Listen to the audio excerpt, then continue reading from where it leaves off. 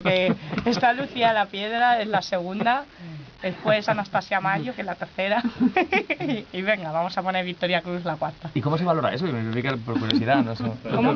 ¿Cómo se ve eso?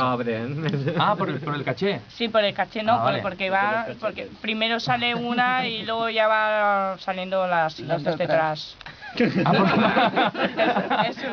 Depende de la fila, ¿no? Vale, claro. No, vale. Pero Lucía lo ha dejado, ¿no? Si todo se hiciese así, sería mucho más sencillo.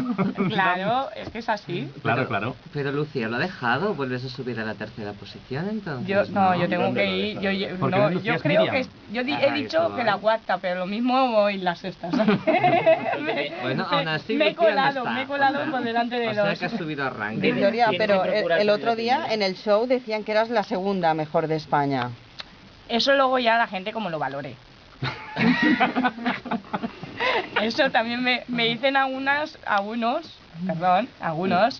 que para ellos soy mucho mejor que Anastasia Mayo y Lucía La Piedra, pero eso es el gusto de cada uno. Claro. A unos les gustan rubias y a otros les gustan morenas. Y otras taxistas.